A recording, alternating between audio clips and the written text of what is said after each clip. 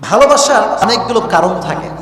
এক একজন মানুষ এক একজনকে এক এক কারণে ভালোবাসে, কিন্তু কিছু অভ্যেস আছে এমন যে অভ্যেসের কারণে মানুষ মানুষকে ঘৃণা করে। এরকম আছে না নাই অভ্যেস? আজকে আমি আপনাদের সামনে 5টা বাজে অভ্যেস নিয়ে কথা বলবো। এই 5টা বাজে অভ্যেস যদি আপনার থাকে, no one will like yourself, কেউ আপনাকে পছন্দ করবে না। এজন্য এই 5টা বদগুণ শুনবেন আর নিয়ত করবেন যে হুজুর এই 5টা খারাপ গুণ আমি কখনো রাখবো। মাশাআল্লাহ, দেখেন 5টা বদগুণ যে ব্যক্তি রাখে তাকে মানুষ পছন্দ করে না। 1 নাম্বার যে কারণে মানুষ আপনাকে ভালোবাসবে না সেটি হচ্ছে ইররেসপন্সিবল বিহেভিয়ার, দায়িত্ব জ্ঞানহীন আচরণ। আপনি দেখবেন অনেক যুবক আছে এরকম, ওরা যখন মানুষের বাসায় যায়, ফর এক্সাম্পল বন্ধুর বাসায় গেছে, কার বাসায় গেছে? বন্ধুর বাসায় গেছে। এখন বন্ধুর সঙ্গে ভালো সম্পর্ক ঠিক আছে, কিন্তু বন্ধুর বাসায় গিয়ে বন্ধুর যে মা আছে বাবা আছে, এন্ট্রি নেওয়ার সময় যেটা সালাম দিবে, যুবক সালামটাও দেয় না। এরকম যুবক আছে না নাই? ইররেসপন্সিবল বিহেভিয়ার, দায়িত্ব জ্ঞানহীন আচরণ, এটা মানুষের সম্মানকে কমিয়ে দেয়। দায়িত্বশীল হতে হবে। আপনি যে কারো বাসায় যাচ্ছেন, সালাম দেন। শুধুমাত্র যে আপনি বাসায় ঢুকে সালাম দিবেন, the matter is not like that. রিক্সা চালক রাস্তায় যাচ্ছেন, আপনি যদি আস্তে করে বলেন আসসালামু আলাইকুম, আল্লাহর কসম কলিজা তার ঠান্ডা হয়ে যাবে। সুবহানাল্লাহ পড়ে, রিক্সাওয়ালার কলিজা ঠান্ডা হয়ে যাবে। যারে আমার মতো সাধারণ মানুষকে এরকম লোক সালাম দিল, তার ভেতরে একটা ভালো লাগা কাজ করবে কি করবে না? Yes, then respect will come, তখন সম্মানটা আসবে। এজন্য মনে রাখবা যুবক ভাইয়েরা, ইররেসপন্সিবল বিহেভিয়ার, দায়িত্ব জ্ঞানহীন হওয়া যাবে না। সব জায়গায় দায়িত্বশীল আচরণ শো করার দরকার আছে না নাই? দায়িত্বশীল হবে 1 নাম্বার। 2 নাম্বার সেটি হচ্ছে কেয়ারলেস যারা হয়, কেয়ারলেস, তাদেরকে মানুষ পছন্দ করে না। কেয়ারলেস পিপল, মানুষ এদেরকে দেখতেই পারে না 2 চোখে। দায়িত্ব একরকম জিনিস, মনোযোগ আর এক রকম জিনিস। ফর এক্সাম্পল মনে করেন কেয়ারলেস কারা? কেয়ারলেসের অনেকগুলো ডেফিনেশন হতে পারে। আপনারা কি আমার কথা বুঝতে পারছেন প্রিয় ভাইয়েরা? মনে করেন আমি এখানে বক্তব্য দিচ্ছি, আমি বক্তব্য দেওয়া অবস্থায় যদি কেউ এখানে মোবাইল টিপে, কেউ ওই দিকে তাকায়, বামে তাকায়, ডানে তাকায়, একজন স্পিকার হিসেবে এটা কি আমার ভালো লাগবে না খারাপ লাগবে? বলেন, ভালো লাগবে না খারাপ লাগবে? খারাপ লাগবে। কিছু মানুষ আছে দেখবেন সমাজের ভেতরে আছে, আপনি তার সঙ্গে কথা বলছেন, একটি জরুরি বিষয়, আপনি তার সঙ্গে কথা বলছেন আর আল্লাহর বান্দা চ্যাটিং করছেন, চলছে, বাট চ্যাটিং চলে।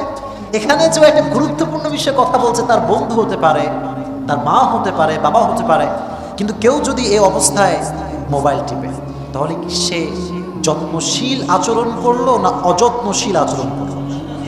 অযত্নশীল আচরণ করলো সে। এটা তো মানুষের কেয়ারলেস হওয়ার নমুনা। আপনি কেয়ারলেস হবেন না। মনে রাখবেন যুবক ভাইরা, এটা খুবই গুরুত্বপূর্ণ মেসেজ।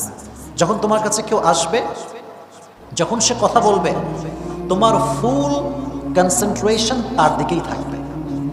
তুমি কি বলবা বলো, আচ্ছা তুমি 2 মিনিট শেষ করো, আমি তোমার কথা শুনে আমার কাজ করবো।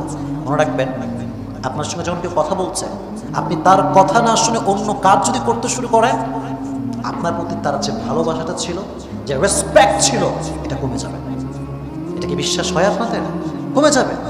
এই জন্য কারোর সঙ্গে কমিউনিকেশন করার সময় তার কথা মনোযোগ দিয়ে শুনবেন। সে কি বলতে চায় এটা মনোযোগ দিয়ে শুনবেন, তাহলে শুনলে তার হৃদয়ে ভালোবাসা ঢুকাই দিবে একজন, তিনি কে?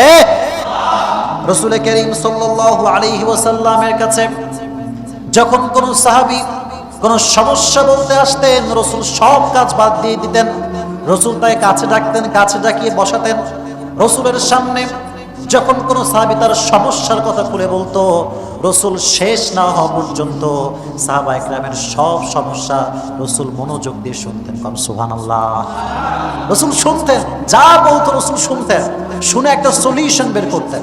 এজন্য কেয়ারলেস হবে না। Don't be careless people, careless হবে না। আর মনে রাখবেন, আচ্ছা আপনার বউ আপনারে ভালোবাসো, এটা তোমরা চাও না? আরে এখন বউ না, আগামী তো হবে, হবে কি হবে না? তোমার বউ তোমাকে ভালোবাসলে তোমরা চাও কি চাও না? সব মরা, জোরে বলেন, চান কি চান না? চান। শোনেন, মেয়েদের একটা নেচার হচ্ছে they don't like careless people. তারা কিন্তু যারা কেয়ারলেস মানে যত্ন করতে পারে না, এদেরকে মেয়েরা পছন্দই করে না। মেয়েরা পছন্দ করে যত্নশীল পুরুষকে। যেই যুবক তাকে আগলে রাখতে পারবে, তার ভালো মন্দের খবর রাখতে পারবে, তার টেক কেয়ার করতে পারবে।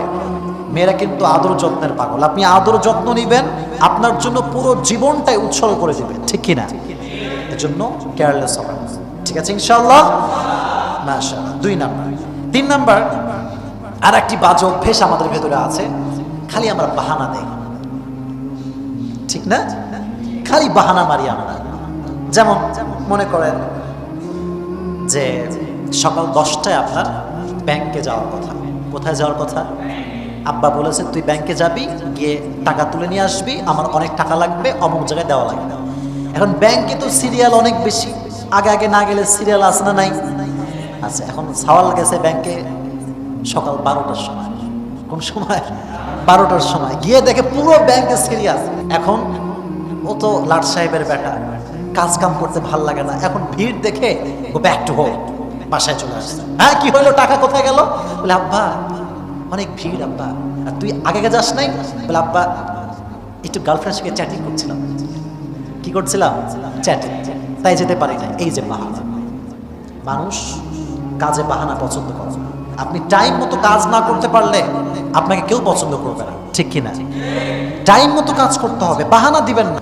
Don't give any excuse. বাহানা দিবেন না, বাহানা দিলে মানুষ অপছন্দ করে। তাহলে যারা খালি বাহানা মারে এদেরকে মানুষ পছন্দ করে। 3 নাম্বার। 4 নাম্বার যে বিষয়টি, সেটি হচ্ছে রাগ দেখাবেন না। কি দেখাবেন না? রাগ দেখাবেন না। মানুষের সামনে রাগ দেখাবেন না।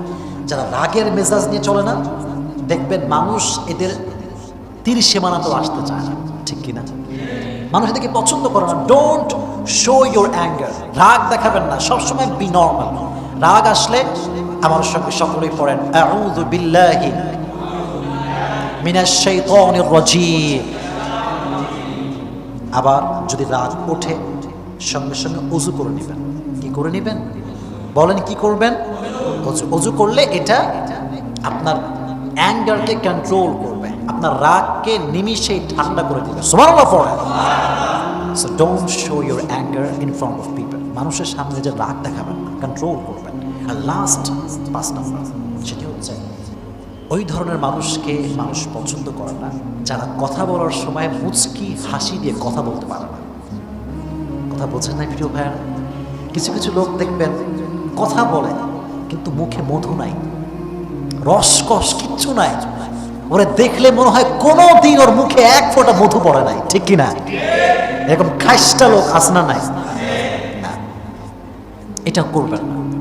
You have to smile wherever you go, you have to smile. যেখানে আপনি যান না কেন মুচকি হাসি দিয়ে কথা বলবেন, মানুষ আপনাকে কলিজার ভেতর থেকে ভালোবাসবে। সুবহানাল্লাহ পড়ে। কলিজার ভেতর থেকে মানুষ আপনাকে ভালোবাসবে। তবে স্মাইল, স্মাইল না, এটা খুবই জরুরি একটি বিষয়। আরেকটি কথা মনে রাখবেন, যদি আপনাকে কেউ আঘাতও দেয়, কি দেয়? আঘাত, পেইন। আমরা চলতে ফিরতে, বন্ধু বান্ধব, ফ্যামিলি, আদার্স পিপল আমাদেরকে বিভিন্নভাবে হার্ট করে কি করে না? করে, কষ্ট দেয়। এই সবগুলোকে হাসি মুখে বরণ করবেন। কি মুখে বরণ করবেন? হাসি মুখে বরণ করবেন। Just smile, just smile.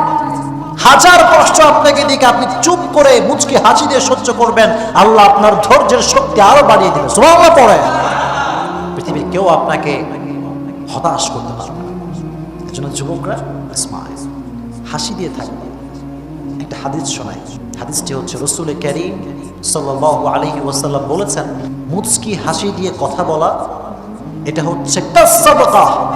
এটা সাদাকার মতো। আপনি দান করলে আপনার যেই সওয়াব হবে, অ্যাজ এ মুসলিম আরেকজন মুসলিমের সঙ্গে যদি আপনি সুন্দর নরম ভাষায় মিষ্টি মুখে মুচকি হাসি দিয়ে কথা বলেন, সাদকা করলে যেই সওয়াব হয় আল্লাহ আপনার আমলনামায় সেই সওয়াব দান করবে। সুবহানাল্লাহ পড়েন।